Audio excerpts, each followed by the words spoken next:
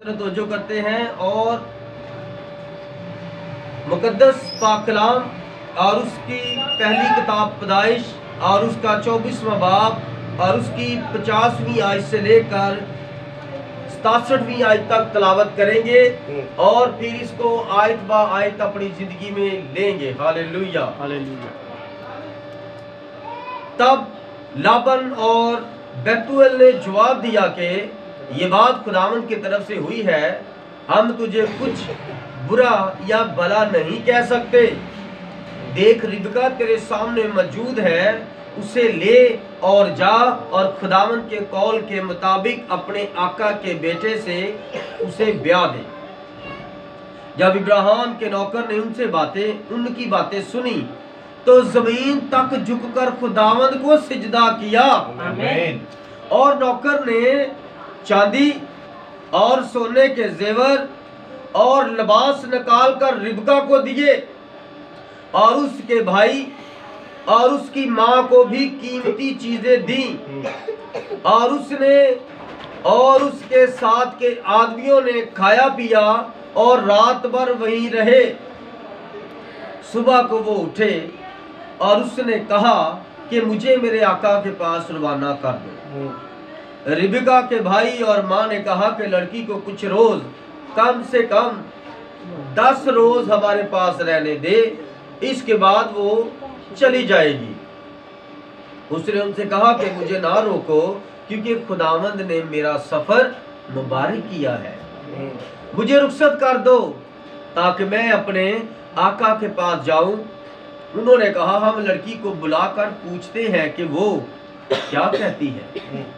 तब उन्होंने रिबका को बुलाकर उससे पूछा, क्या तू इस आदमी के साथ जाएगी? उसने कहा, जाऊंगी।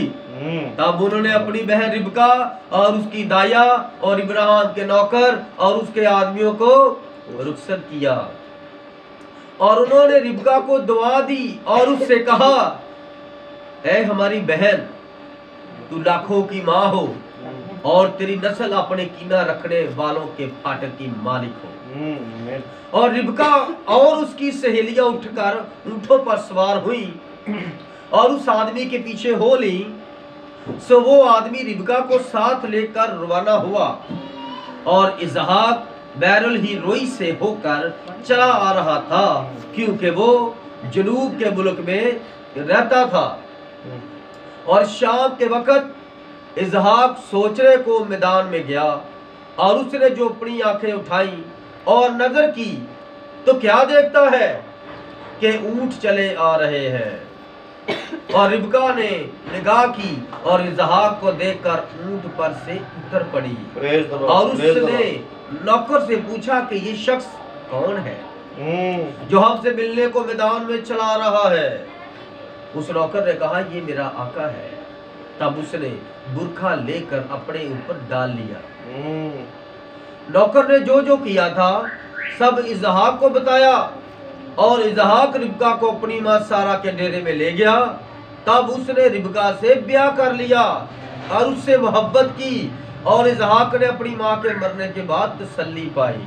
खुदावंद के जिंदा पाक कलाम का पढ़ा और सुना जाना हम सबों के लिए बाइस से बरकत हो। आमीन। सब तशरीफ रखें।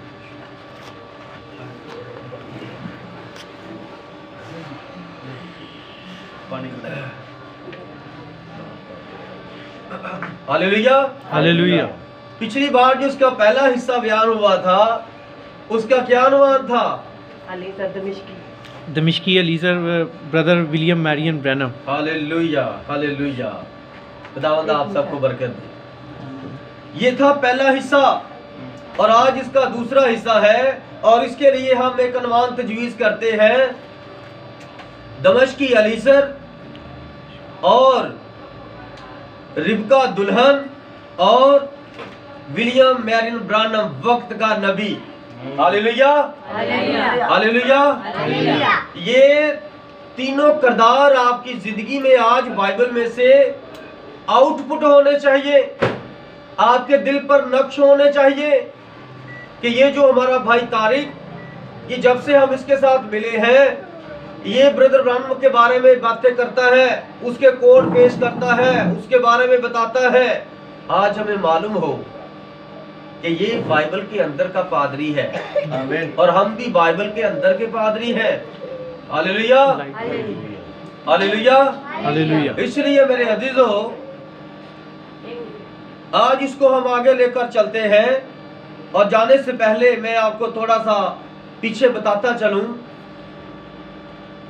जिस तरह दुल्हन को निकालने के लिए खुदा ने गैर कौमों में से दुल्हन को लिया, और दुल्हन गैर कौम से है, और दुल्हन को निकालने वाला नबी भी खुदा ने गैर कौम से लिया।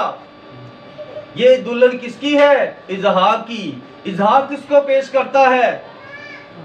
खुदावंद यीशु मसीह को। और जो रिबका है वो इजहाक की दुल्हन है। और रिबका किसको पेश करती है?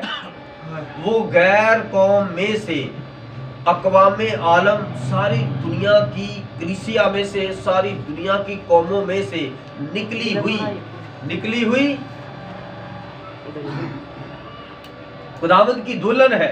खुदावंद की दुल्हन है, सारी दुनिया में से निकली हुई। Hallelujah, hallelujah. इसलिए मेरे अजीजों, जो दमिश्की एलीज़र है वो किसको पेश करता है? वो आपके और मेरे वक्त के नबी ब्रदर ब्रानम को पेश करता है।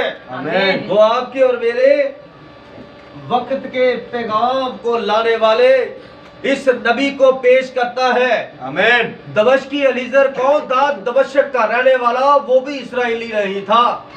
वो किसका नौकर था? इब्राहिम का नौकर था। वो इब्राहिम के खानदान में से नहीं था। इसलिए सारी दुनिया में जितने भी नबी आए वो पहले इस्राएल में से आते रहे, और खुदा उनको गैर कौमों में भेजता रहा। खुशखबरी की मुनादी के लिए वो जाते रहे। लेकिन जो सारी दुनिया में से दुल्हन को निकालना था, उसके लिए जिस तरह इब्राहिम ने अपने नौकर को समझा के सिखाकर भेजा, और वो वहां पर गया और इसहाक की दुल्हन को लेकर आया। इसी तरह खुदा ने 1933 में अपने नबी पर अपना आप जाहिर किया, और उसकी पैदाइश से 1933 तक उसके साथ साथ रहा। नबी कहता है कि मैं 7 साल का था जब मेरा बाप शराब बनाता था। वो कैथोलिक में मेंबर था। मेरी की कलीसिया कैथोलिक थी। कौन सी? Roman Catholic. और मेरा बाप के पास परमिट था शराब बनाने का, और उसने मुझे कहा कि तू वहां से बाल्टियों में से पानी भर भर के ला और ये हौज भर दे। हौज में शराब बनानी थी। नबी कहता है कि मैं इस तरह पानी भर भर के ला रहा था, और रास्ते में एक बहुत बड़ा पीपल का दरख्त था। और जब मैं उस दरख्त के पास आया तो एकदम से बहुत तेज हवा लहरों में घूमने लगी, और जिसे भगोला कहते हैं, और जिसे हम पंजाबी में वाबरोला कहते हैं।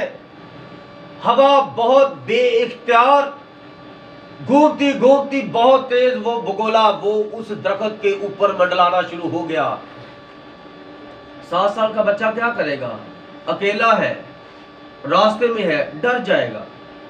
नबी कहता मैं दरख्त के नीचे डर गया, मैं खड़ा हो गया, और ऊपर मैंने देखा कोई कुछ आवाज नहीं आ रही, सिर्फ पत्ते हिल रहे हैं, बड़ा शोर हो रहा है, बड़ी दहशत है, और बड़ा अजीब सा समा हो गया था। और उसमें से बड़ी सुरीली सी आवाज आई, ए विलियम, अपने बदन को नापाक मत करना, तंबाकू नोशी ना करना, शराब नोशी ना करना, और औरत के साथ अपने आप को आलूदा ना करना, क्योंकि जब तू बड़ा होगा तो मैंने तुझसे काम लेना है, और मैं किसी नापाक बंदे से काम नहीं लूंगा। ये काम बड़ा खास है। तू भी बेदाग, मेरी दुल्हन भी बेदाग। मैंने तुझे अपनी दुल्हन को निकालने के लिए सारी दुनिया में भेजना है, और तू अपने बदन को नापाक मत करना। हालेलुया। मेरी सुहाना हयात में नबी ने अपनी गवाही पेश की। आमीन। उसने कहा मैंने आज तक शराब नोशी नहीं की, मैंने किसी औरत को बेपर्दा नहीं किया, मैंने ज़िना नहीं किया, मैंने शराब नहीं की। मेरी एक दोस्त थी, नबी ने अपनी गवाही में वो नाम लिया।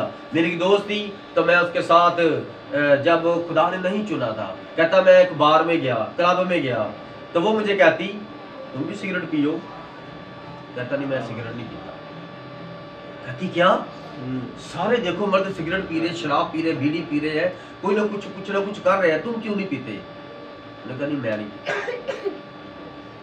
और उसको बड़े बुरे बुरे नाम लिए गए, तुम हिजड़े हो, तुम मर्द नहीं हो, मर्द तो शराब पीते हैं, मर्द तो सिगरेट पीते हैं। इब्लीस देखे किस तरह एक सीधे साधे इंसान को बरगलाता है कि मर्द क्या पीते हैं? शराब पीते हैं। उसने कहा नहीं मैं नहीं पीता। कहता इस वजह से वो लड़की ने मुझसे दोस्ती छोड़ दी। कहता मेरे घर में एक बहुत बड़ी ज़ियाफत हुई, मेरे बाप के सारे शराबी दोस्त आए, उन्होंने बड़ी शराब पी। कहता जब वो इकट्ठे हुए तो मैं घर से भाग गया, मेरा कुत्ता था और मैं साहिल के किनारे चला गया। और जब मैंने देखा रात अब 11-12 बज गए, तब सारे चले गए, मैं वापस आया तो कहता वो कुछ दोस्त अभी भी उधर ही थे।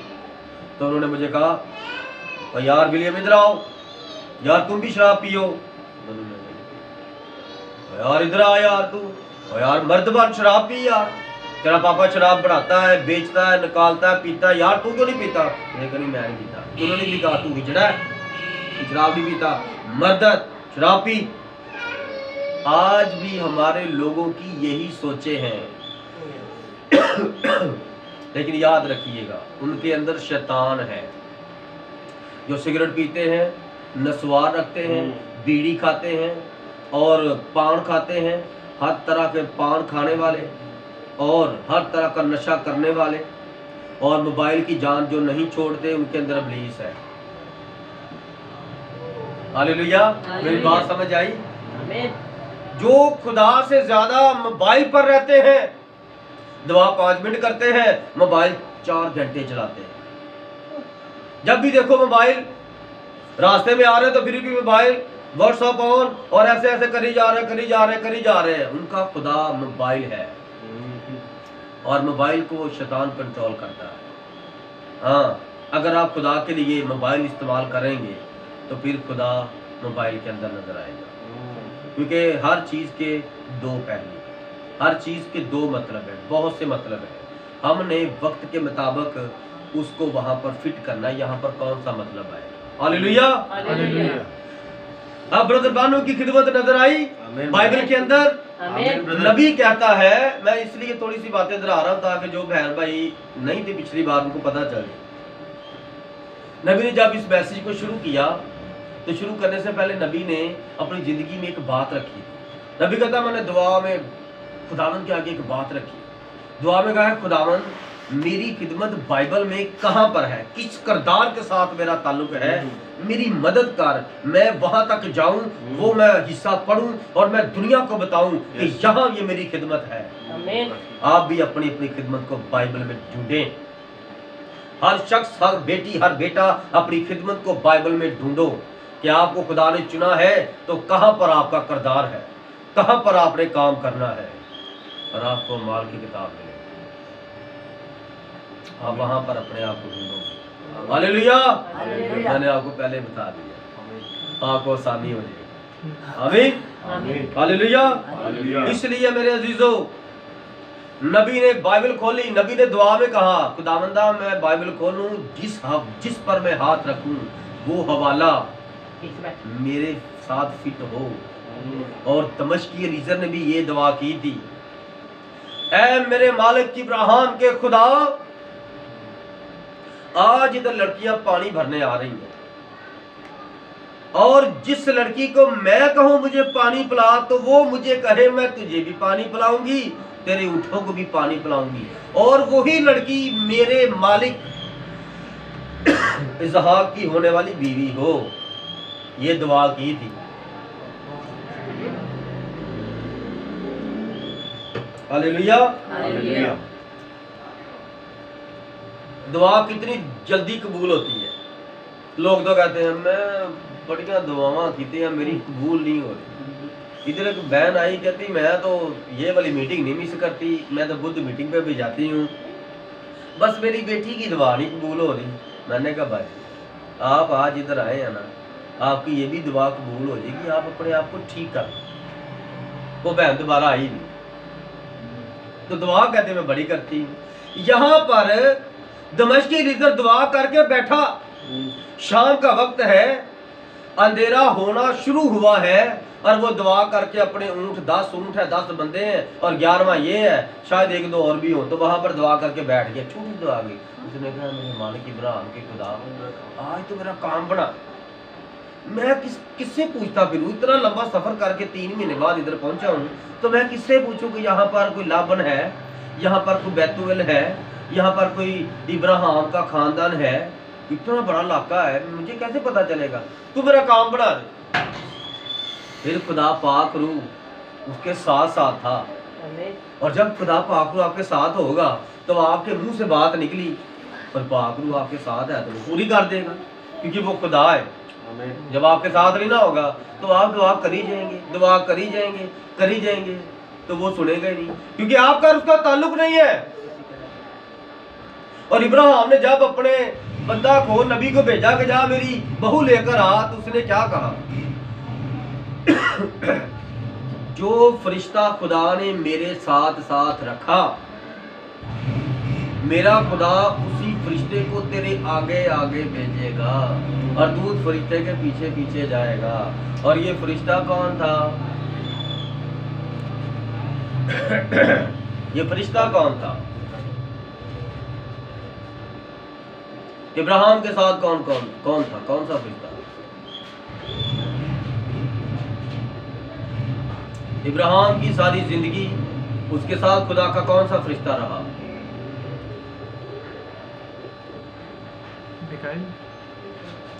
खुदावंद को बरकत दे, खुदावंद पाक रूह, अहद का फरिश्ता खुदावंद यीशु मसीह, हालेलुया हालेलुया। जब मिस्र से निकले तो मूसा ने कहा ए खुदावंद मैं अकेला नहीं जाऊंगा, इतनी बड़ी तूने दुनिया मुझे दे दी है, इस्राएली सितारों की मानद है, और मैं नहीं इनको अकेला लेके जा सकता, तू मेरे साथ साथ चल।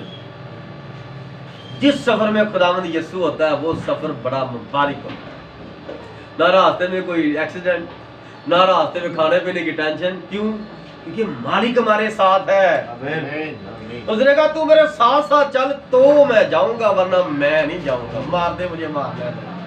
तो खुदा ने क्या फरमाया, मैं अपना अहद का फरिश्ता तेरे साथ साथ तेरे आगे आगे भेजूंगा और तू उसकी फरमा बरदारी करना, और जो वो तुम्हें कहे वही तुम करना, और जहां वो रहे वहीं रहना, जहां से वो कूच करे चले जाना, और उसके पीछे पीछे जाना, आगे ना जाना। लेकिन आज पाक रूह फरमाता है यहाँ पर ठहरो, पादरी कहते हैं निकलो आगे, मैंने आपको कह दिया शुरू कर दे काम, तो काम फिर खराब हो। Hallelujah hallelujah. इस तरह मसीही जिंदगी में खुदा आपके साथ साथ काम करते हैं। समझ आ गई अब इस मैसेज की? अब आगे चल, हालेलुया। अब वो एक बात पीछे से लेकर शुरू आगे चलता हूं। जब दमिश्की एलीजर कुएं पर बैठा है तो वहां पर बहुत सारी लड़कियां आ रही हैं, वो भी लड़कियां कुंवारी हैं, कोई शादीशुदा हैं, बड़ी बड़ी खूबसूरत लड़कियां हैं, लेकिन उसने सिर्फ इजहाक की दुल्हन को ही बुलाया। तो वो जो और लड़कियां आ रही थी वो किसको पेश करती? हालेलुया, वो किसको पेश करती? इसी तरह जब 1960 आया तो 1960 में नबी की खिदमत बदल गई। नबी अपनी तीसरी खिदमत में पैर रखता है, और तीसरी खिदमत कहां से शुरू होती है? जब नबी तीसरा पुल क्रॉस करता है, थर्ड डिमेंशन में जाता है, और जब तीसरी खिदमत शुरू होती है तो नबी की खिदमत यीशु मसीह की खिदमत के साथ मेल खाती है। आमीन। जब यीशु मसीह मरकर जी उठे, नबी की खुदावंद यीशु की तीसरी खिदमत शुरू हो गई। पहली खिदमत खुदावंद यीशु मसीह ने ओवरऑल सारी दुनिया में की, गैर कौमों में भी गया। जिसने बुलाया यीशु मसीह वहां पर गए। और नबी को भी जब खिदमत शुरू की तो नबी को भी जिस कलीसिया ने बुलाया नबी उधर ही गए।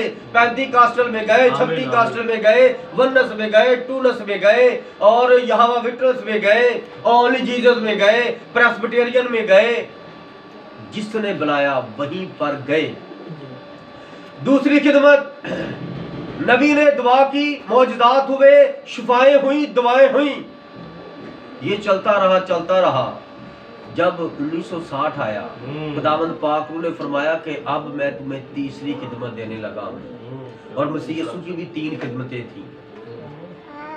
मसीह यीशु की भी 3 खिदमतें थी। और इसे कहते हैं तीसरा खिंचाव। खिंचाव क्या होता है? लास्टिक कहीं पर बंधा है, आप उसको खींचें, वो आपको अपनी तरफ खींचेगा।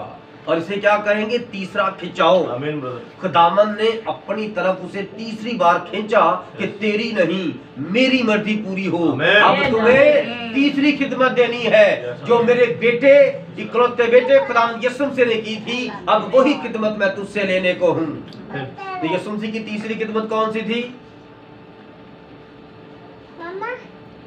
हालेलुया। यीशु मसीह की तीसरी खिदमत कहां से शुरू होती है? हालेलुया, आमीन, गॉड ब्लेस यू। और कोई? यीशु मसीह की तीसरी खिदमत कब शुरू होती है? जब वो मरकर जी उठा।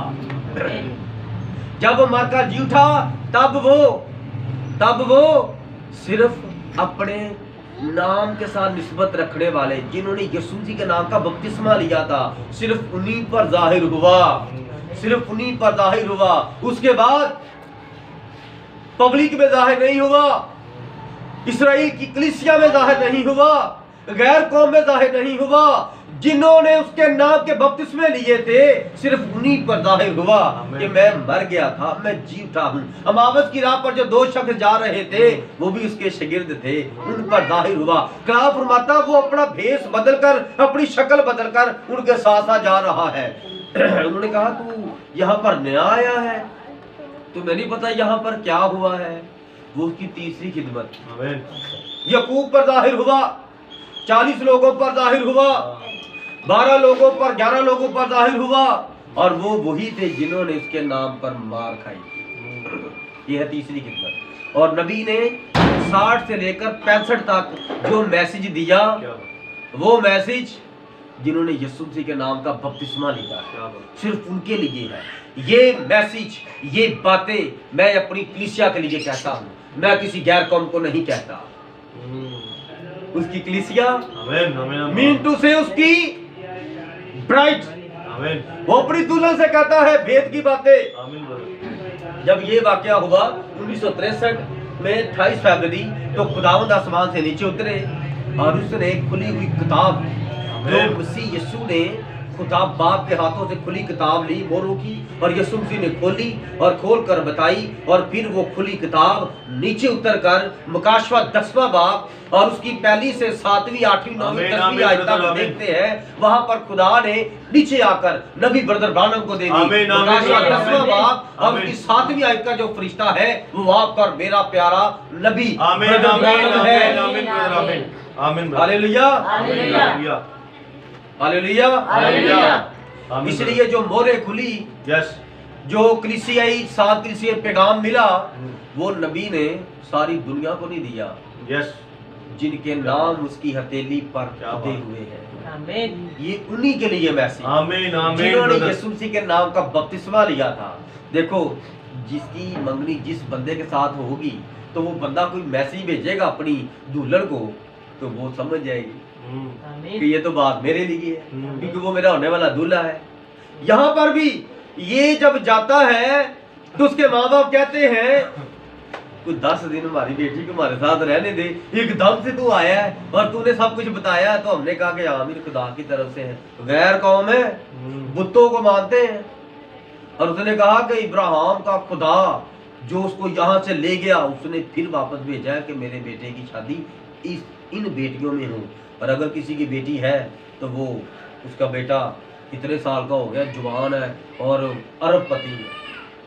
जमीन पर सबसे ज्यादा अमीर था उस दौर में इब्राहिम। बाइबल फरमाती है जब ये शख्स गवाही देता है तो वहां पर कहता है कि मेरे मालक के पदाई 24वां बाप और उसकी 35वीं आयत पढ़ने लगा हूं। मेरे अजीजों गौर से सुनिएगा, उसकी बरकतें जो खुदा ने से दी थी, और खुदावन ने मेरे आका को बड़ी बरकत दी है और वो बहुत बड़ा आदमी हो गया है।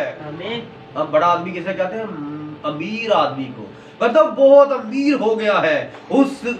उसने खुदा ने उसे भेड़ बकरियां दी है, खुदा ने उसे गाय बैल दिए हैं, खुदा ने उसे सोना चांदी दिया है, खुदा ने उसे लौंडियां और गुलाम दिए हैं, और खुदा ने उसे ऊंट दिए हैं, और खुदा ने उसे गधे दिए हैं। बताओ जी कितना अमीर है शख्स इब्राहिम।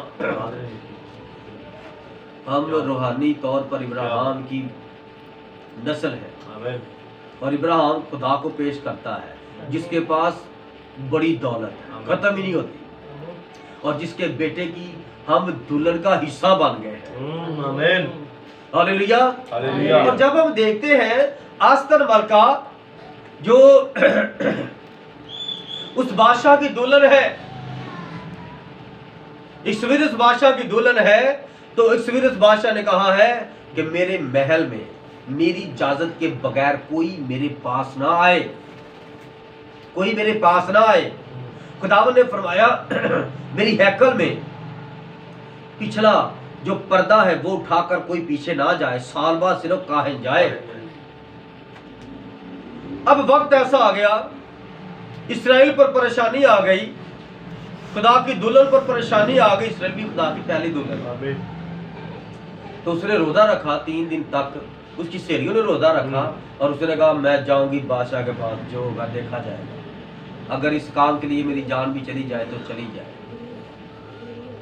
वो बगैर बादशाह की इजाजत के बादशाह के पास चली गई। बादशाह से देखकर गुस्से में नहीं आया बल्कि खुश हो गया। क्या देकर खुश हुआ? मेरी दुल्हन आ गई, मैंने बुलाया, मेरी दुल्हन आ गई है, मुझे देखने के लिए आई है और मैं उसे देखकर खुश हो गया। तो वो जाकर नजरें झुकाकर खड़ी हो गई। तो कलाम फरमाता उसने सोने की आशा से उसके चेहरे पर लगाया के साथ ऊपर मुंह कर क्या हुआ है? आस्तर बाप, मैं तुझे अपनी आधी सल्तनत तक दे दूंगा, तेरी आधी सल्तनत। मियाँ बीवी दो नहीं एक है, आधी सल्तनत मियाँ की आधी बीवी की, दोनों की आधी आधी सल्तनत है, सारी सल्तनत के मालिक है। हालेलुया। फिर कलाम क्या फरमाता है? वो जी मशीर खुदा कादिर कदूस अब्दियत का बाप और सलामती का शहजादा होगा और सल्तनत उसके कंधों पर होगी। ये सर कौन है? कलीसिया का सर खुदावंद यसुह मसीह है और उसका बदन उसकी बीवी है और सल्तनत उसके कंधों पर। कंधे कौन है? खुदा यसुह मसीह के। कंधे कौन है? खुदा यसुह मसीह के। यसुह मसीह का चेहरा ये है, उसके कंधे कहाँ? जमीन पर है, और जमीन की जो दुल्हन है ये खुदा की बादशाही में बादशाही कर रही है। आमीन। Hallelujah, hallelujah, hallelujah. ये क्या है? मुकम्मल स्ट्रक्चर। मैं और तुम एक हो गए हैं, मियाँ और बीवी मिलकर क्या कर रहे हैं? बादशाही। तुम मेरे साथ मेरे तख्त पर बैठकर दुनिया का इंसाफ करोगे। किसके साथ बैठकर? तख्त तो एक ही होता है, तो मियाँ बीवी भी एक ही होते हैं। वो एक ही सीट पर बैठकर दोनों फैसले करेंगे। वो जब फैसला करेगा तो बीवी कान में कहेगी इसको ऐसे कहेगा ओके। हालेलुया। क्योंकि जब मसीह यीशु का फैसला होने वाला था, जो पिलातुस पिलातुस था उसकी बीवी को रात को ख्वाब में यीशु मसीह ने बता दिया था, और सुबह इससे पहले कि अदालत में यीशु मसीह के खिलाफ खामोश यीशु मसीह के खिलाफ वो बादशाह बोलता, वो कह रहा मेरी बीवी को रात ख्वाब में आपका खुदा मिला था और उसने मुझे बताया था इस तरह, सो मैं तो बहुत डर गया हूँ। खुदा अपने लोगों की हिफाजत करता है। उसने अपने बेटे मसीह को भी बचाया था, आपको भी बचाएगा। आमीन। समझ आ रही है? आमीन। यहाँ तक समझ आई है? आमीन। हालेलुया। अब 50वीं आयत से शुरू किया था दूसरा हिस्सा, तो यहाँ पर लिखा है लाबन और बैतूएल ने जवाब दिया कि ये बात खुदावन की तरफ से है, ये गैर कौम है, ये बुत परस्त है और इनके पास नबी गया है। अब नबी इसको क्यों कह रहे हैं? देखो उसने दुआ की तो दुआ कबूल हो गई, नबूवत की ना उसने कि ऐसा हो जाए तो हो गया। तो ब्रदर वालों इसको नबी कह रहे हैं। आमीन। आमीन। मैं आपको इसलिए बता रहा हूँ कि नबी इसलिए कहा, उसने ऐसे दुआ की, दो मिनट नहीं बल्कि मुंह से 2-4 लफ्ज निकाले और बैठ गया और वो पूरे हो गए। उसने नबूवत कर दी है। तो जो नबूवत करता है वो नबी होता है। हालेलुया। तो जब उसने नबूवत की पूरी हुई, और इसी तरह नबी कहता है आज तक इतने साल से 1933 की नबूवतें आज तक जो कुछ मैंने बताया लिखवाया वो पूरा हुआ कि नहीं हुआ? अगर नहीं हुआ, कोई कहता नहीं हुआ, वो सामने आया मुझे कहे मैं झूठा नबी हूँ। इस तरह हम खिदमत करते हैं। हमारे सामने ना कहा कि तुम्हारे हाथ इस तरह हो, क्योंकि नबियों के हाथ इस तरह होते हैं, गिरेबान पर अगले के गिरेबान पर। ये तूने गुनाह किया है। कलाम फरमाता है जब कोई बड़ा बुजुर्ग तेरे सामने आए तो खड़ा हो जा उसकी इज्जत के लिए। और फिर आगे एक जगह पर क्या फरमाता है, अगर कोई गुनाह करे तो सबके सामने से मलामत कर। पीछे कलाम क्या फरमाता है, इज्जत कर। लेकिन आगे जाकर कलाम के खिलाफ करे तो उसकी मलामत कर। तो मलामत में कोई बड़ा भी तो गुनाह करेगा ना, कोई बूढ़ा भी गुनाह करेगा ना, तो छोटो बड़ो सारी जमात के सामने उसको खींच दे। ये कलाम है, ये खुदावंद यूं फरमाता है। हालेलुया। अब गैर कौमों के पास जब वक्त का नबी ब्रदर ब्रानम गए हैं तो सब ने यही कहा वाकई आप खुदा के नबी हैं, आप खुदा के नबी हैं। ये बात आपकी नहीं, आप खुदा नबी का इंटरव्यू पढ़ा है नेट पर, आप नेट वो इंटरव्यू चेक कर सकते हैं। नबी के घर में इंटरव्यू लेने के लिए दुनिया के वो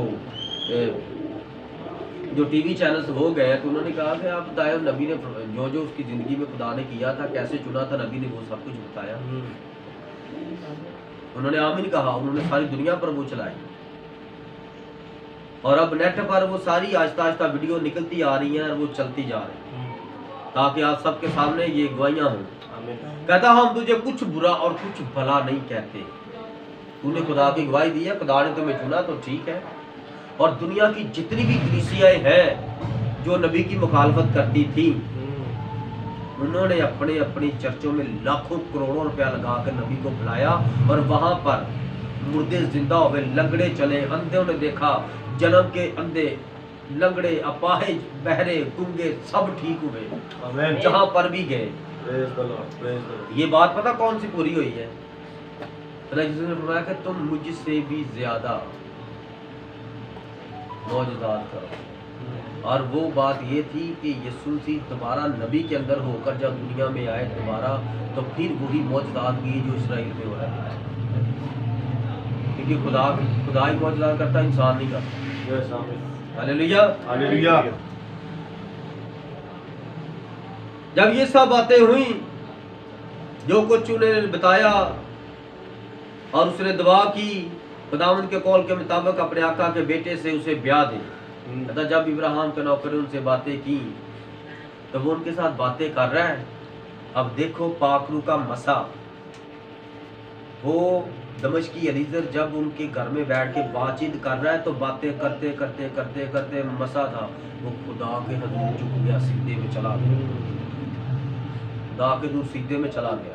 और आप लोगों को अभी तक इतना दुआ करने की तरतीब नहीं आई कि हम जब किसी घर में जाएं तो पहले दुआ करें, और जब वो पानी रखें, जब वो चाय रखें, रोटी रखें तो पहले शुक्रगुजारी करें। देख लो ये बाइबल की तरतीब है।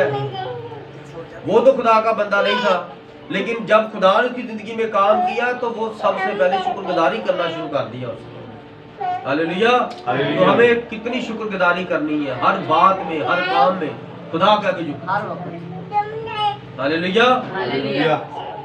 और फिर सजदा करने के बाद वो उठा, उसने अपना वो थैला खोला, पोटली खोली और उसमें से 3 चीजें निकाली, सोना चांदी निकाली, सोने के जेवर निकाले और लिबास निकाल कर दिए।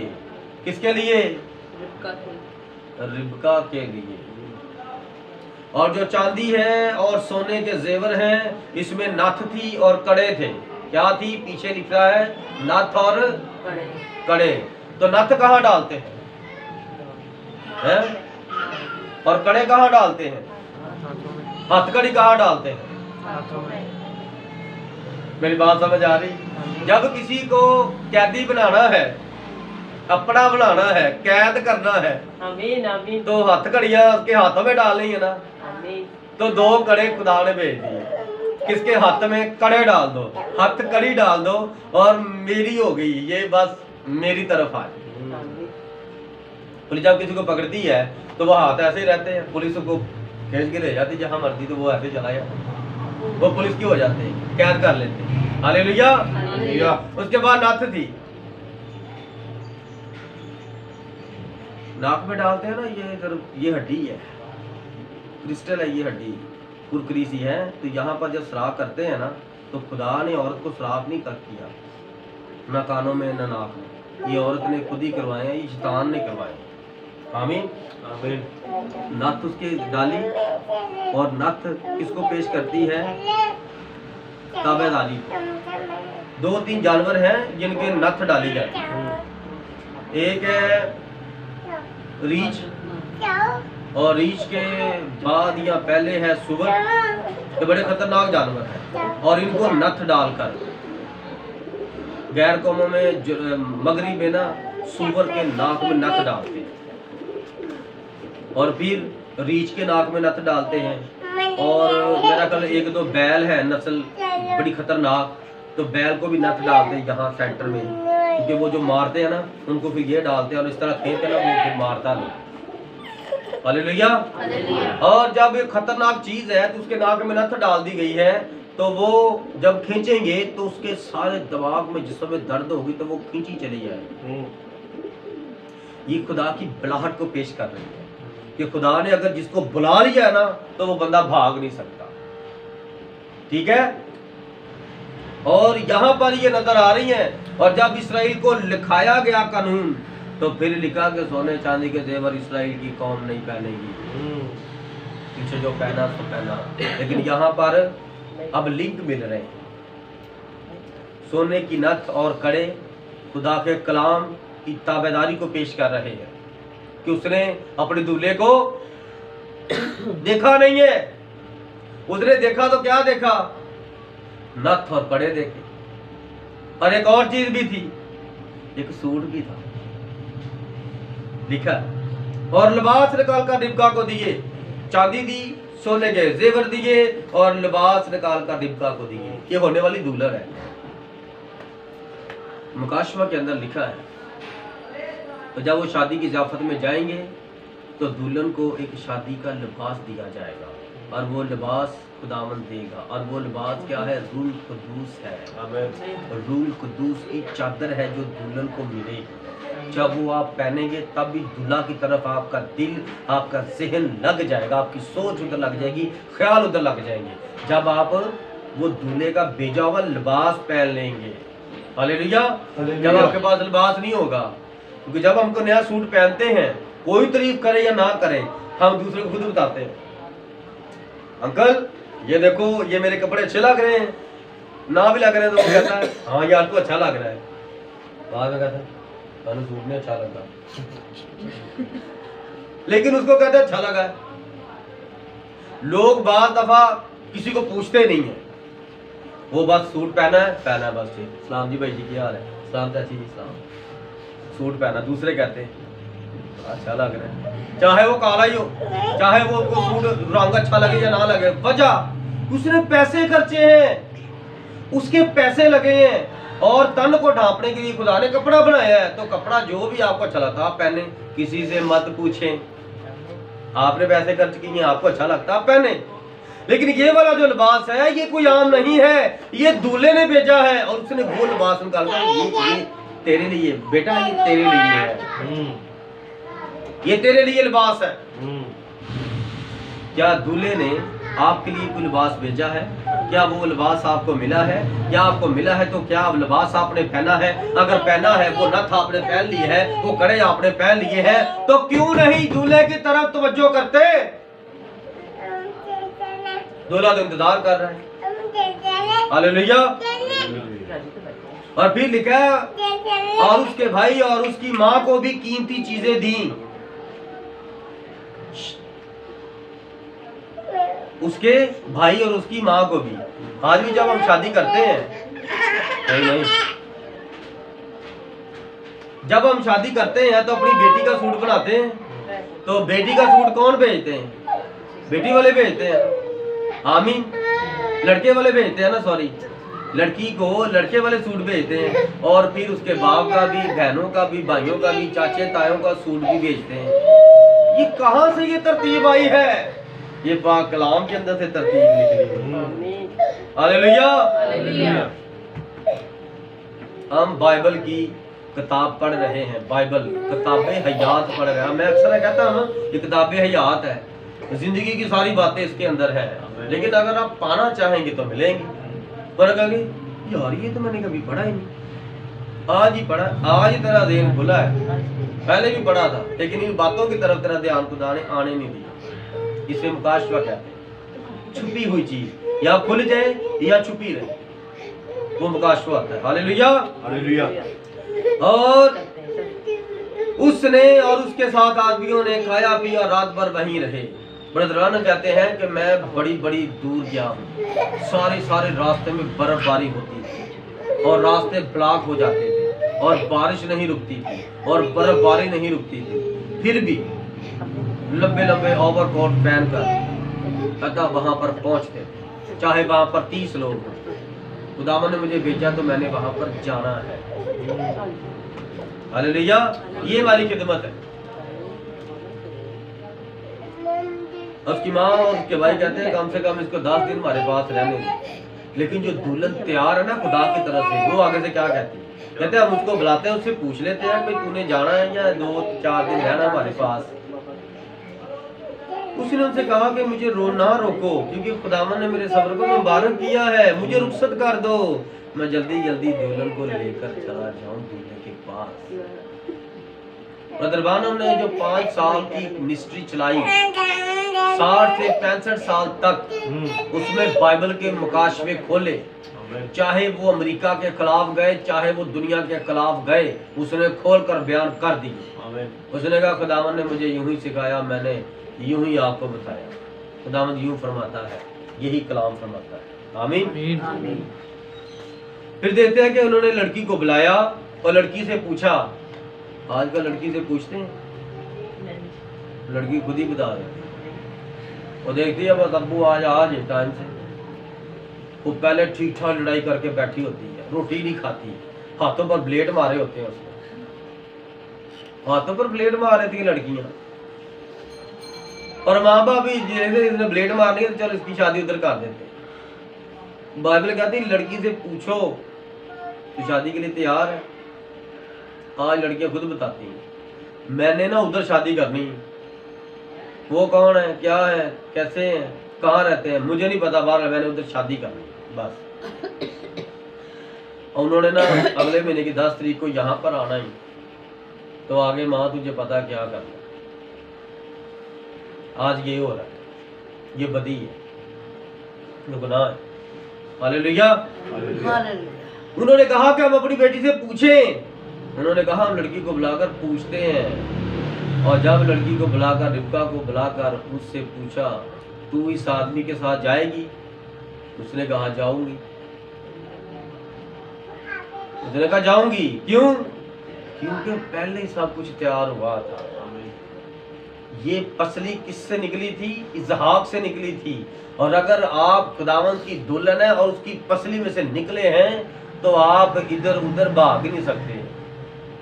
सबसे पहली बात, अगर आप खुदावन की दुल्हन है ना तो आप झूठ नहीं बोलेंगे। जो बंदा झूठ बोलता है ना, कोई भी यहाँ पर बैठा है, अगर झूठ बोलता है ना तो वो मसीह नहीं है। दुल्हन होना तो बड़ी दूर नहीं है, वो कलीसिया के अंदर भी नहीं आता।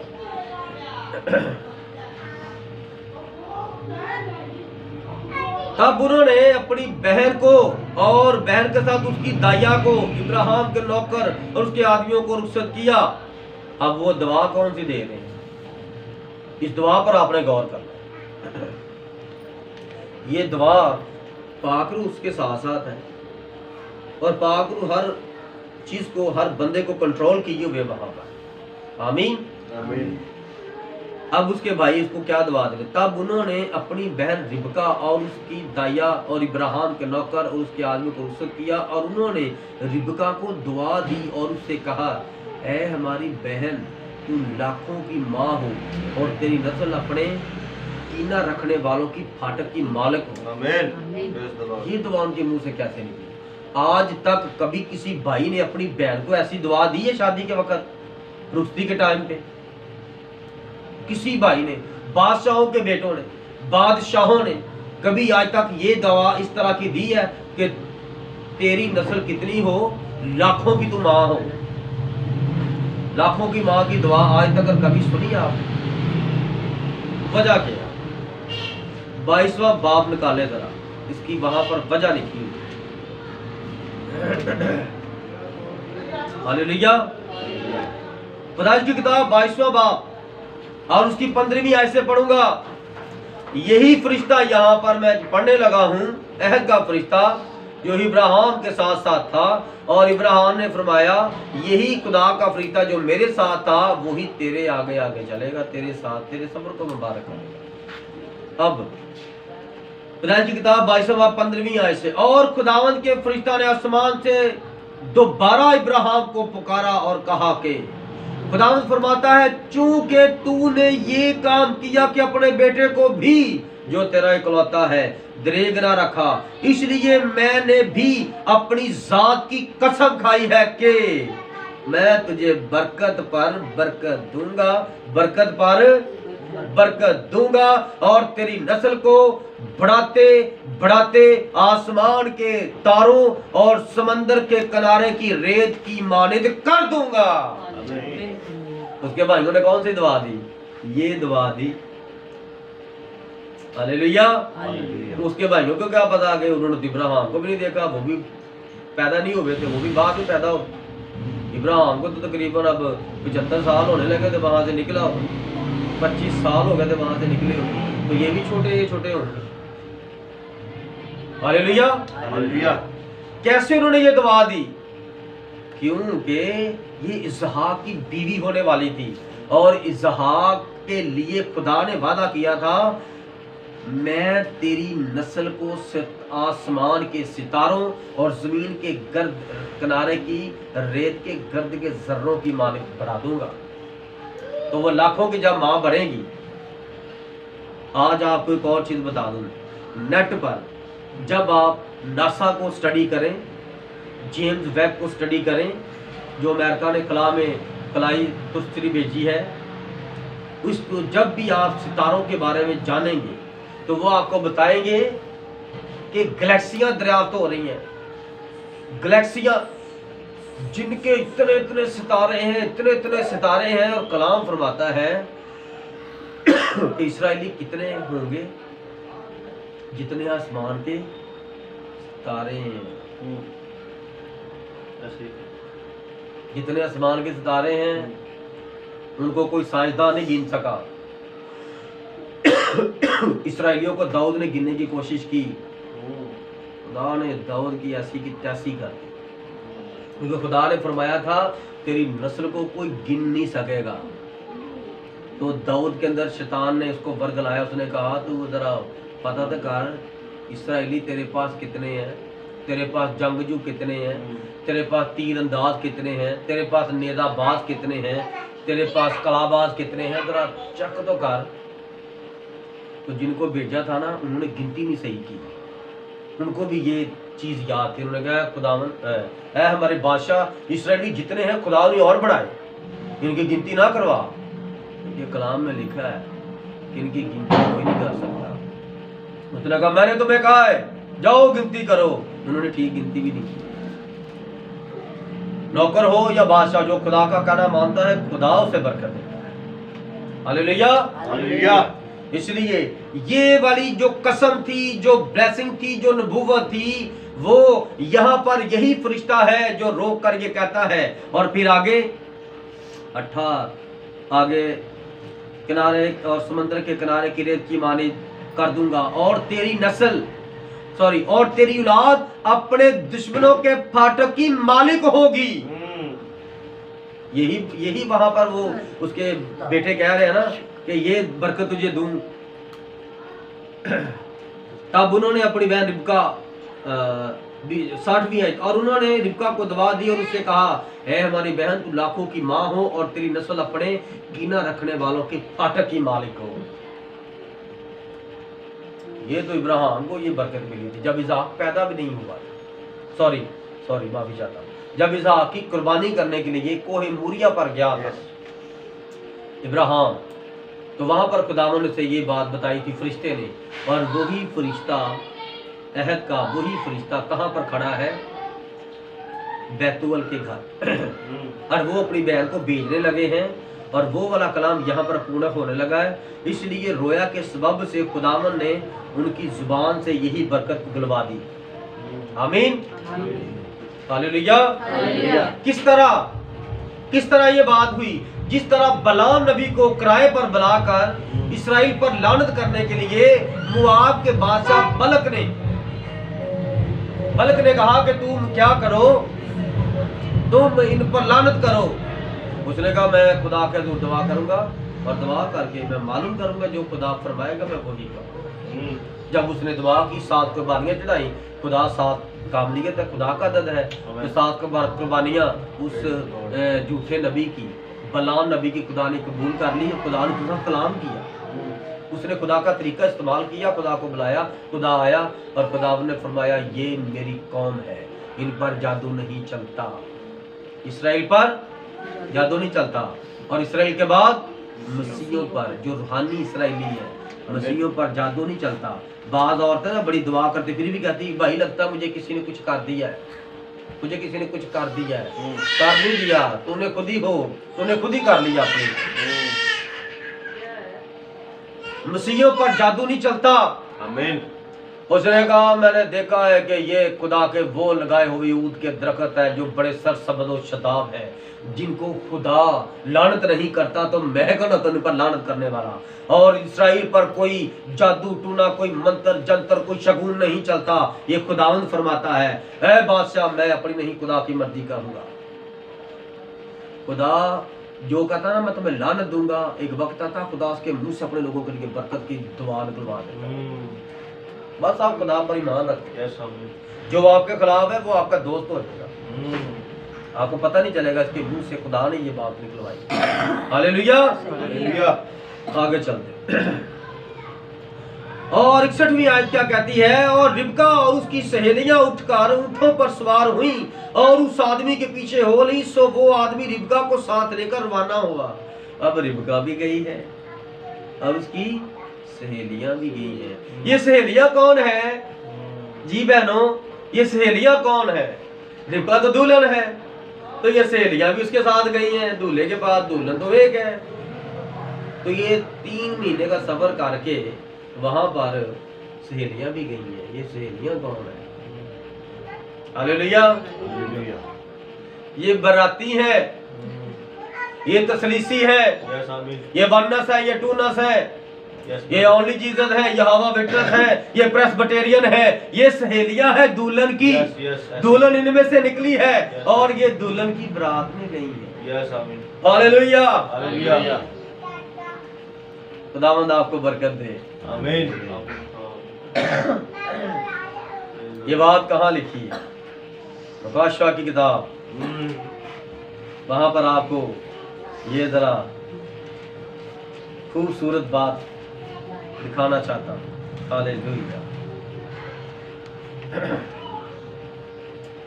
मुकाशवा किताब 19वां बाब, और तख्त में से ये आवाज निकली। मुकाशवा 19वां बाब उसकी 5वीं आयत से, और तख्त में से ये आवाज निकली कि ऐ उससे डरने वाले बंदों, खा छोटे हो खा बड़े हो, तुम सब हमारे खुदा की हम्द करो। हालेलुया।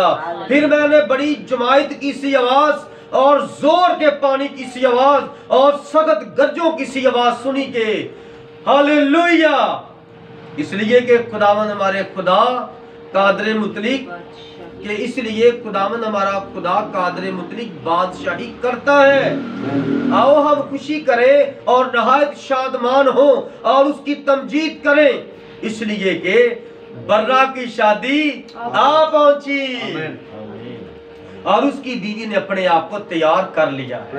बताओ, उसकी बीवी के बारे में बता रहा, तो उसकी बीवी ने अपने आप को तैयार किया कि नहीं किया? उसकी बीवी तैयार, माँ बाप ने पूछा 10 दिन रह या साढ़े को, कहती नहीं मैं तो जाऊंगी, मैं आज ही जाऊंगी, जो दुल्हन तैयार है वो जाएगी। मत्ती 25वां बाब और उसकी 7वीं 8वीं तक हम पढ़ते हैं तो वहां पर लिखा है जब दूल्हा ने देर लगाई, दूल्हा ने देर लगाई तो दुल्हन भी सो गई। जो 5 अक्लमंद थी उनके साथ 5 बेवकूफ थी, दोनों ही सो गए। लेकिन जो दुल्हन थी ना वो तैयार होके सोई थी और कहते वो बड़ा टाइम है, वो मैं जल्दी जल्दी कपड़े सी कर लेने, मैं सुबह सुबह 12 बजे तक बारात जानी, मैं सुबह सुबह कपड़े ला के सी के मैंने चले जाना। तो वक्त पर कुछ नहीं होता, वक्त से पहले तैयारी होती है। लिखा हो हम खुशी करें और नहायत इतने को खुश हो जाए, इतने को खुशी करें और उसकी तमजीद करें, इसलिए कि बर्रा की शादी आ पहुंची और उसकी बीवी ने अपने आप को तैयार कर लिया है दूल्हे के पास आने के लिए। और उसको चमकदार, उसने जो लिबास दिया था ना वहां पर दुल्हन को, वो लिबास आपको दिखा रहा हूं। हालेलुया। 8वीं आयत, और उसको चमकदार और साफ मुहीन कतानी कपड़ा पहनने का इख्तियार दिया गया, क्योंकि मुहीन कतानी कपड़े से मुकद्दस लोगों की रास्तबाजी के काम मुराद है। ये दुल्हन का लिबास है। आपका लिबास क्या है? मैंने भी क्या कहा, जो झूठ बोलता है ना वो दुल्हन क्या मसीह क्या, वो तो तफलीसियों में भी नहीं आएगा। अपने आप को दुल्हन कहते हैं ना जो, तो फिर कभी इधर झूठ बोलना, कभी फोन पे इधर झूठ बोलना, चाचे के घर बैठे हैं तो कहना मैं तो ससुराल आया हुआ हूँ, ससुराल में बैठे हैं तो कहना मैं तो दिल्ली पहुंचा हुआ हूँ, झूठ पे झूठ बोलना, झूठ पे झूठ बोलना, तो फिर कहना हालेलुया मैं तो दुल्हन का हिस्सा हूँ। ये बेवकूफ दुल्हन है, बेवकूफ जो कुंवारी है ना, आप फिर उनमें जाएंगे। क्यों? लिखा और उसने मुझसे कहा मुबारक है वो जो बर्रा की शादी की ज़ियाफत में बुलाए गए। फिर उसने मुझसे कहा ये खुदा की सच्ची बातें हैं, खुदा की सच्ची बातें हैं। ये जो दुल्हन के साथ सहेलियां गई हैं, मुबारक है वो सहेलियां। हालेलुया। मुबारक है दुनिया में वो कौमें, वो कबीले जिनमें से दुल्हन के साथ लोग जाएंगे। दुल्हन जाएगी और दुल्हन के साथ जो लोग जाएंगे वो बड़े मुबारक लोग हैं जो इसका हिस्सा होंगे, जो दूल्हे की शादी की ज़ियाफत में शरीक होंगे। हालेलुया। और मैं उसे सजदा करने के लिए उसके पांव पर गिरा। उसने मुझसे कहा खबरदार ऐसा न कर, मैं भी तेरा और तेरे उन भाइयों का हम खिदमत हूँ जो यीशु की गवाही देने पर कायम है। खुदाई को सजदा कर, क्योंकि यीशु की गवाही नबूवत की रूह है। आप पता चला यीशु की गवाही नबूवत की रूह है। दमिश्क के लीडर को क्यों कहा नबी? वो वहां पर यीशु की गवाही दे रहा है, यीशु ने उसे भेजा है। यानी कि यीशु को कौन पेश कर रहा है? इब्राहिम खुदा यीशु को पेश कर रहा है और उसका बेटा मसीह को पेश कर रहा है, मसीह खुदा को। हालेलुया। इसलिए मेरे अजीजों उसकी सहेलियां भी उठकर ऊंटों पर सवार हुई और मुकाशा की किताब में लिखा है कि वो ऊंटों पर सवार होकर दूर दराज के मुल्कों से, सबा के मुल्क लिखा है और उफीक लिखा है, इधर जनूब मशरिक मगरिब के सारे मुल्क लिखे हैं कि वो अपनी गोद में उठाए हुए अपनी बेटियों को लेकर आएंगे और वो खुदावन की दुल्हन का हिस्सा होंगे। हालेलुया। और इसहाक बैरन रोई से होकर चला रहा था क्योंकि जनूब के मुल्क में रहता था। और शाम के वक्त इसहाक सोचने को मैदान में गया। इसहाक कहाँ रहता है? गौर कीजिएगा, ये वक्त का मसा है। पिछली बार भी वक्त का कलाम उतर रहा था, मुकाशवे खुल रहे थे, और आज भी ये लफ्जों के अंदर ये मुकाशवे खुल रहे हैं। आमीन। आमीन। खुदावंद यीशु मसीह कहां पर इंतजार कर रहे हैं? इसहाक का इलाका कौन सा था? जनूब, मशरिक, मगरिब, शमाल और जनूब। जनूब के हिस्से में उस वक्त खुदावंद इंतजार करेंगे अपने लोगों का। आमीन। कौन से मुल्क में? जनूब के, शमाल और जनूब। शमाल के अंदर खुदा का तख्त है, उसके मुकद्दस मकाम है, और जनूब में खुदावंद का मसीह अपनी दुल्हन का इंतजार करेगा, और मगरिब में इसराइल के अंदर यहाँ से मशरिक दरवाजे से अपनी दुल्हन को उस जगह के अंदर 1000 साल बादशाह के लिए जो जगह तैयार होगी उसके अंदर लेकर जाएगा। आमीन। हालेलुया। हालेलुया। और वो सोच रहा है, मैदान में खड़ा टहल रहा है, और उसने अपने आंखें उठाई और नजर की तो क्या देखा कि ऊँट चले आ रहे हैं, और रिबका ने निगाह की और इसहाक को देखकर ऊँट पर से उतर पड़ी, और उसने नौकर से पूछा कि ये शख्स कौन है जो हमसे मिलने को मैदान में चला रहा है? उस नौकर ने कहा, ये मेरा आका है। तब उसने बुरखा लेकर अपने ऊपर डाल लिया। शर्मो हया का पैकर। पहले जमाने में रेड कलर का जो छोटे छोटे होते थे ना, हम बड़ी दुल्हने देखी है, बड़े ब्याह देखे हैं, तो दुल्हन का जोड़ा लाल ही होता था, लाल होता था, उसका चेहरा नजर नहीं आता था, दूल्हे का भी चेहरा नजर नहीं आता था। वो दुनिया से अपने आप को छुपा लेते थे, और जब आमने सामने बैठते तब भी दूल्हा उसका घूंघट उठाता था। और आज दुल्हन अपना चेहरा भी दिखाती है और अपना जिस्म भी दिखाती है कि मैं दुनिया की बहुत ही बुरी औरत हूँ। कलाम कहता है ये बहुत अच्छी औरत है। और आजकल की जो दुल्हने हैं वो गंदा लिबास पहनती है। आपने देखा ना, ऐसा ही गलत तो नहीं ना कह रहा बच्चे? आमीन। कितना बेहुदा लिबास पहना होता है, जिस्म भी नजर आ रहा होता है, और वो लड़की भी पता नहीं चलता ये क्या है। इस शर्मो या कलाम के अंदर है, इसको अपनी जिंदगी में बरकरार रखें। हालेलुया। अगर आप इस तरह करेंगे तो फिर आप खुदावंद की दुल्हन होंगे। अगर आप खुदावंद की दुल्हन है, उसकी ताबेदारी करें, वफादारी करें, तो आप अपनी जिंदगी से खुदा को जलाल दे सकते हैं। हालेलुया। कितना खूबसूरत मंजर होगा। अब तो वो हमें आईने में धुंधला सा नजर आता है, और एक वक्त हम उसे रूबरू देखेंगे। आमीन। आमीन। आमीन। देखो पाखरू कल बाद जब मसीह यीशु मर गया और जी उठा, तो उसके कपड़े तो कब्र के अंदर पड़े हुए थे। पड़े थे कि नहीं पड़े थे? जब वो औरत गई है, 2 औरतें, तो उन्होंने कपड़े देखे। वो आकर शकीदों को बताती हैं, और यूहन्ना और पतरस भागे जाते हैं। तो पतरस जाके देखता है कपड़े पड़े, रुमाल भी पड़ा है, कपड़े भी सारे पड़े हैं। तो यीशु जी ने क्या पहना? सोचने वाली बात है ना। यीशु जी के कपड़े तो कब्र के अंदर पड़े हैं, तो यीशु जी ने क्या पहना? वो अपनी पहली फॉर्म में चला गया था। वो कलाम मुजस्सम हुआ था, और उसने अपने वही रूहानी कपड़े पहने थे, और वो लाके जिस्मानी कपड़े रहे थे। उसके कपड़े तो वहां पर पड़े हैं। आमीन। इसलिए जो अभी मैंने आपके पास सामने 19वां बाब मुकाशवा का पढ़ा है, तो वहां पर भी लिखा है,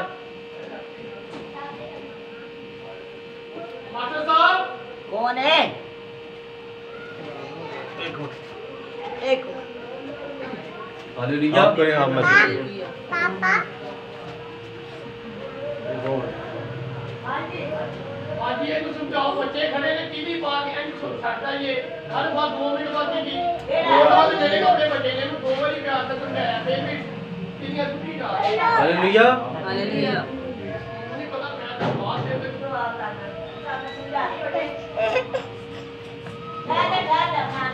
तो जब हम देखते हैं खुदा यीशु मसीह कब्र में नहीं है और कपड़े वहां पर पड़े हैं, तो उसने अपने पाक का लिबास पहना है, और वही अपना लिबास वो अपने पाक का लिबास अपनी दुल्हन को देता है।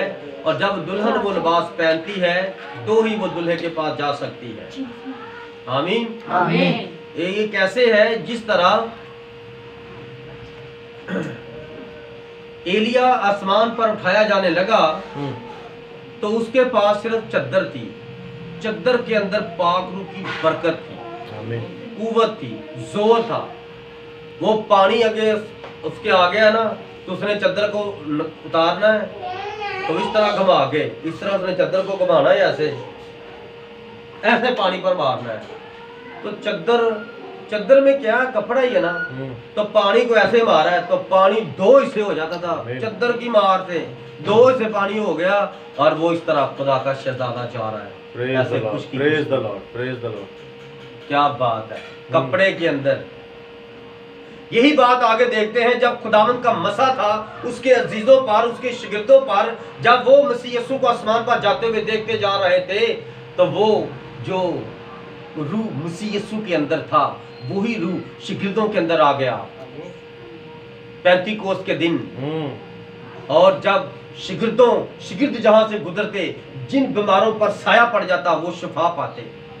लोग इस तरह अपने कपड़े छुआ के पलूस से इस तरह लगा लेते और पत्र के साथ लगा लेते, यूहन्ना के साथ लगा लेते और जाकर अपने बीमार बीवी पर डालते, अपने बच्ची पर डालते, वो खड़े हो जाते। आमीन। आज भी ऐसा होना चाहिए। ये सारी बातें नबी की खिदमत में देखी हैं, आमीन, आमीन, पढ़ी brother। हैं और अब देख भी रहे हैं। अब दुनिया में वो ढूंढे जा रहे हैं, जहाँ जहाँ मूवियाँ बनी थी वो बीमार, वो लंगड़े, अपाहिज वो आ रहे हैं। मैं रात को देखता रहा हूँ और शायद मैंने आपको सेट भी की। तो अब ये वक्त है कि कोई आप पर भी कपड़ा डाले और बाद में अपने बीमार पर डाले तो वो भी उठ खड़ा हो। आमीन।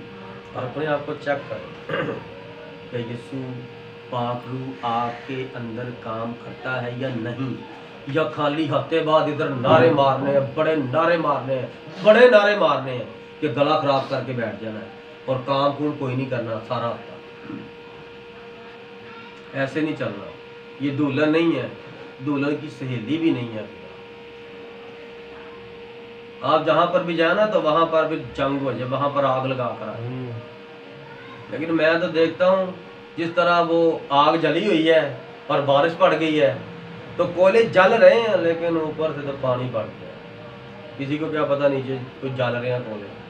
तो आप इस तरह के नजर ना आए कि अंदर अंदर जलते रहें और पता ना किसी को चले, पता चले वही आपको छुए तो पाक रूह की ब्लेसिंग उसको नजर आए, पता चले रूह कुदस के आप भरे हुए लोग हैं, रूह कुदस के आप ताबेदार लोग हैं।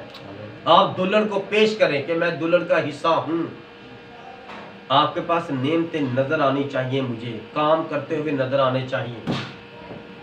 अगर नहीं तो फिर ये कलाम आपके सामने है, आप कभी भी एक अच्छे मसीही नहीं बन सकते अगर आपकी ज़िंदगी में नेमतें नजर नहीं आती। नेमतें मैंने नहीं देनी, नेमतें तो पाक रूह ने देनी। मैंने आपके लिए दुआ करनी और कर रहा हूँ, रो रो के कर रहा हूँ, हंस हंस के कर रहा हूँ, जोर लगा लगा के कर रहा हूँ। जितना कि मैं कर रहा हूँ खुदा मेरा जानता है मैं आपके लिए क्या मांगता। लेकिन आप अपने लिए नहीं कुछ मांगते। जब आप अपने लिए मांगोगे तो ही आपको मिलेगा, क्योंकि उसके वादा है मांगोगे तो मिलेगा। वो बगैर मांगे नहीं देता कि आप सोए रहें वक्त पे, ना काम करें ना काज करें पर वो आपको अपना पाक रूह दे दे। ऐसा नहीं है। इसलिए मेरे अजीजों, नौकर ने जो जो किया था सब इसहाक को बताया और इसहाक रिबका को अपनी माँ सारा के डेरे में ले गया। तब उसने रिबका से ब्याह किया, शादी हो गई। 1000 साल बादशाह नजर आई, वो अपने डेरे में ले गया। इसहाक अपनी दुल्हन को अपने डेरे में ले जाएगा। उसका डेरा कहाँ है? ये डेरे का लफ्ज़ किसके लिए इस्तेमाल होता है? हालेलुया। गुजरों के लिए डेरे का लफ्ज़ इस्तेमाल होता है। ये गुज्जर था अपने वक्त का बहुत बड़ा माल था इनके पास, बड़ी गाय बैल थी। अभी मैंने पढ़ा था पीछे, ये दुनिया में सबसे बड़ा मालदार बंदा था, गुज्जर था। बड़ा दूध था, मक्खन था, सोना चांदी था। और आज जो गुज्जर होते हैं ना, सारे लोग उनको बड़ा पसंद करते हैं। वो हम गुज्जरों से दूध लेते हैं, बड़ा खालिस दूध है। और हमारा भी गुज्जर है खुदावंद यीशु मसीह, जिसकी रान और पोशाक पर यह नाम लिखा है, खुदावंदों का खुदावंद और बादशाहों का बादशाह। आमीन। उस जैसा कोई भी गुजर नहीं है, उस जैसा कोई इंसान नहीं है, उस जैसा कोई खुदावन नहीं है, आमीन। उस जैसा कोई हो ही नहीं सकता। आमीन। बीवी सिर्फ उस जैसी है। Yes. हालेलुया। हालेलुया। उस जैसी सिर्फ उसकी बीवी है, क्योंकि जैसा वो है वैसी उसकी बीवी है। खुदावंद आपको इस कलाम के वसीला से बरकत दे। आमीन। हालेलुया। Praise the Lord. इस यीशु के नाम में आप सबको इस मुकाशफे की ब्लेसिंग मिले आमीन। और आप